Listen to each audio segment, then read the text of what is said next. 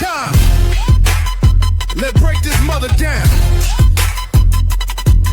With Shizzy, Wiz, Nut.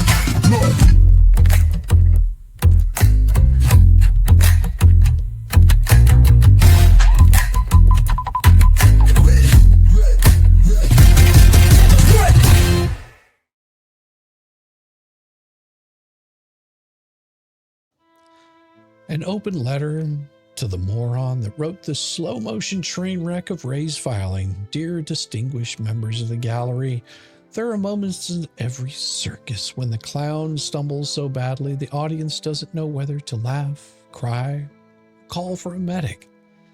Today, that fucktard is Ray, because there are filings that arrive with weight in some attempt to meet the allegations, and then there are the things that Ray says.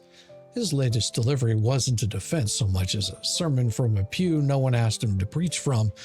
The old man laces his words with that self-righteous tone like he's about to bless the court with wisdom from on high, but what comes out is just reheated garbage, arguments that don't even apply to him, mailed in courtesy of Fleasa, the chain-smoking hack queen of the microphone.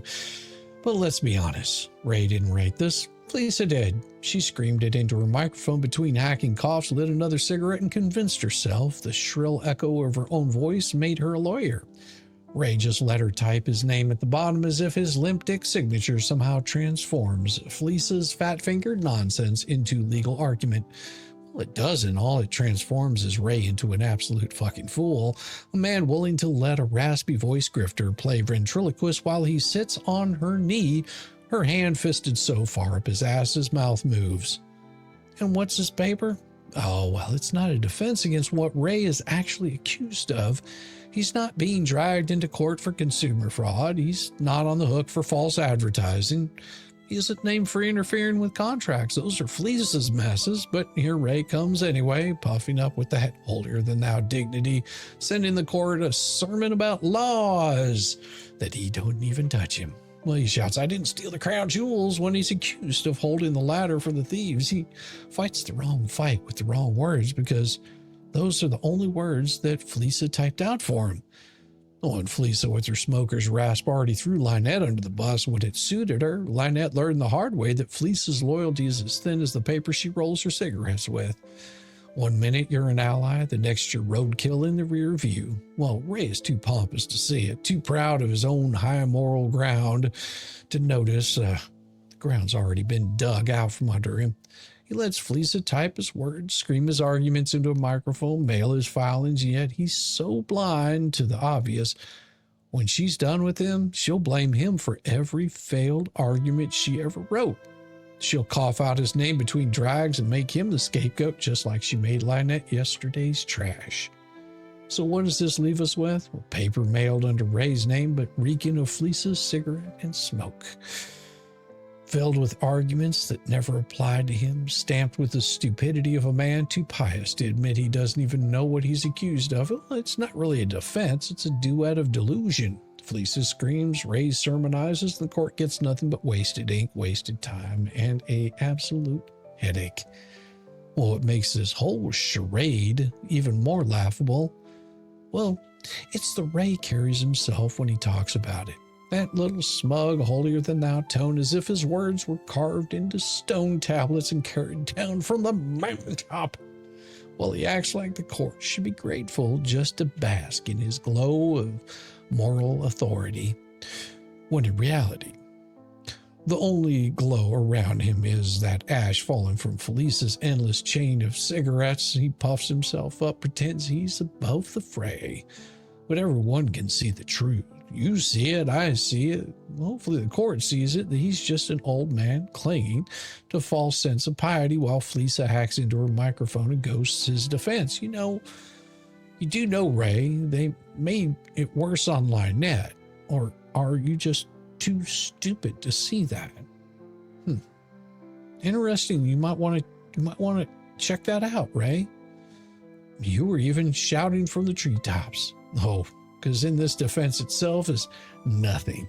It doesn't touch the lies he spread, the conspiracy he fueled, the way he lent his voice to a chorus designed to smear and intimidate. Instead, it's filled with cut, paste arguments that belong to someone else's case, the kind of boilerplate that sounds legal if you don't bother to think about it. Well, the court was never asked to decide whether Ray is guilty of false advertising or unfair trade. Well, those aren't his charges. But instead of addressing the things he did do, the things he actually got called out for, he hides behind Fleasa's skirt, because there's a lot of skirt there to hide behind.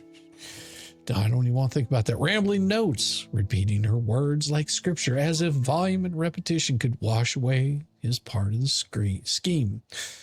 But here's the problem with playing priest when you're really the altar boy. Sooner or later, that mask is going to slip. The sanctimony wears thin. The holier-than-thou pose crumbles under the weight of reality. Well, Ray can puff his chest all he wants to, but she still signed his name to her work.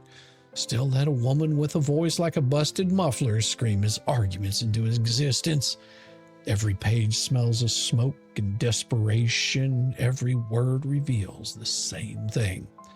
That this isn't a defense, it's just him getting screwed. The part that makes it tragic instead of just funny is what's waiting for him down the road, because Fleasa doesn't do loyalty. You should know this, Ray. She already sacrificed Lynette without a second thought, and Lynette was supposed to be her ally. Now, so how many dollars did she scam off that child? Now that the story has changed, you help in leading the charge and letting her spend someone else's money exactly how she sees fit.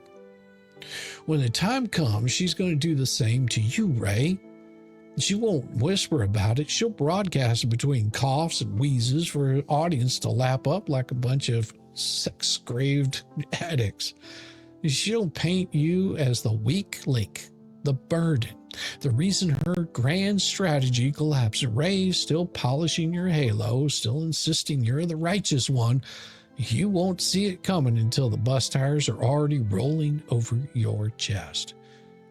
And that's where the story is headed, and everyone but Ray seems to know it. He can keep letting her scribble his filings, keep pretending his signature sanctifies her madness, but it won't save him when she needs a scapegoat, because Fleasa's loyalty ends the moment her voice box strains and her ashtray fills. When that day comes, the old man who thought he was untouchable will discover he was never more than a name she could borrow and a stamp she could use. And here's what the real question lands, Ray. How long before she does it to you? Now, you've played it, you watched it play out. Fleasa, once a moderator for Jeremy himself, playing gatekeeper with the same smoker's rasp of self-importance. When the tide turned, she flipped, turned the job of helping into a crusade of hate. She's obsessed ever since. That vendetta has eaten years of her life, wrecked her reputation, and consumed anyone foolish enough to stand next to her. She grifted off a child's name, threw Lynette under the bus, she burned John Cook, she even scorched Jeremy himself, the very person she once volunteered to moderate for. Do you think that you're different? Do you really think you're the exception to the rule of Fleasa's betrayal? Well, tell us, Ray, what bought you? Was it the soggy free DoorDash delivery she raves around like bribes, cold fries, and greasy paper bags that somehow passed for loyalty points? Was it the fake prayers whispered between hacking coughs, each one faker than the last, but still enough to make you nod along like you're being blessed? Was it the talk of earth magic, her dollar store sorcery, her claim to psychic powers that sound more like devil worship than anything resembling faith? Did you fall for that shit? Well, did you let a woman who lights candles in an ashtray, calls it holy fire, convince you she had spiritual insight, prays with crystals, and calls it religion? Or was it darker, Ray? Was it the thrill of doxing people, the rush of exposure, the cheap joy of smearing others with fake porn and lies? You cheered when it happened. You sat there while reputations were burned, while families were dragged, while private lives were turned into weapons. That give you your jollies, Ray? Was that the moment that Fleasa hooked you? The moment her wheeze-filled whispers started sounding like gospel to your old ears? And you're accused of spreading lies, conspiring with liars, and helping fuel the machine that tore people down. Instead of defending yourself against that, you let her put your name on pages that didn't even touch your charges. You mailed it in because she told you to. Well, she mailed it in. And you sit there with your holier-than-thou pose as if sanctimony covers up complicity. Well, it doesn't. It never did, Ray. So answer the question, Ray. What did it for you? Was it the greasy food, the phony prayers, the psychic mumbo-jumbo, or the filth you call evidence? What exactly bought your royalty? Do you really think you're special, that she'll never turn on you the way she's turned on everyone else? Or are you just so desperate for purpose that you'll let that woman burn your name in the same ashtray she's been coughing to for years? Because here's the truth. You don't want to face if she could betray all of these people and still use a child to raise money just to destroy them, then you're nothing but a disposable pawn. She's going to use your name.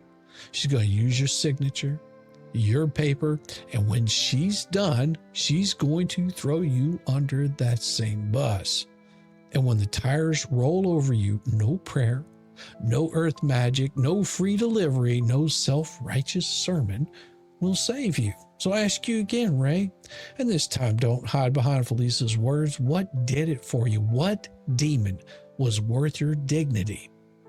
What sacrifice was your soul worth? Respectfully, screw you, Shizzy Wiznut, the one and only Papa Nut, still strapped to the short bus, crayons shoot down to the nubs as well as his fingernails, Velcro shoes squeaking louder than your sermons, and way too young to be your daddy. It is about time.